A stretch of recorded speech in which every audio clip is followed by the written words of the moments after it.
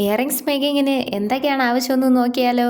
മെയിനായിട്ടുള്ള ഒന്നാണ് ഈ ട്രാൻസ്പെറൻറ്റ് ഷീറ്റ് അല്ലെങ്കിൽ OHB ഷീറ്റ് എന്നും പറയും. അതേപോലെ മെയിനായിട്ട് ആവശ്യമുള്ള ഒരു പശയാണ് B7000.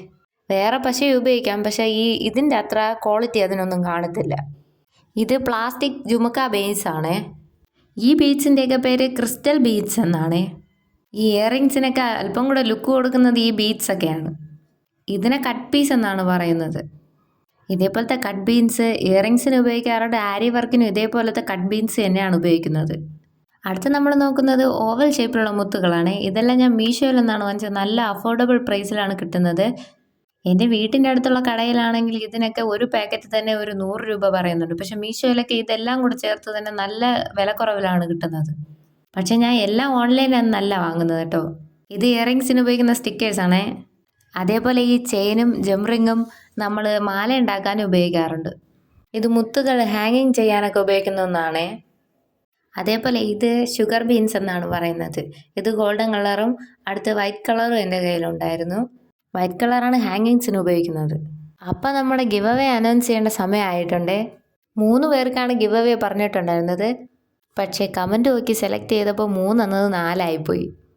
കിട്ടാത്തവരൊട്ടും വിഷമിക്കേണ്ട. അടുത്ത പ്രാവശ്യം നിങ്ങൾക്കായിരിക്കും ചിലപ്പോൾ കിട്ടുന്നത്.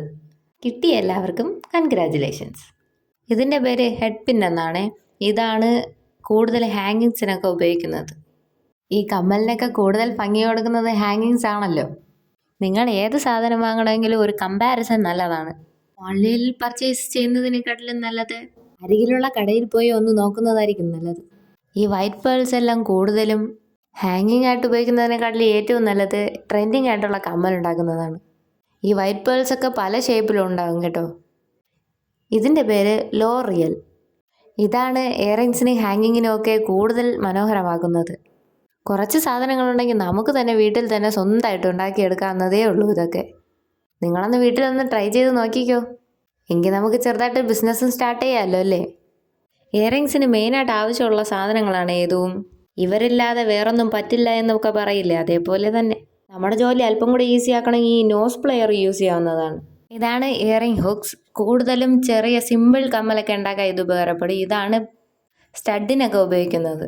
ഇത് മെറ്റൽ സ്റ്റഡ് എന്നും പറയും. ഇത് ഇയറിങ്സിന് ഉപയോഗിക്കുന്ന റബ്ബർ സ്റ്റോപ്പിംഗ് ആണ്.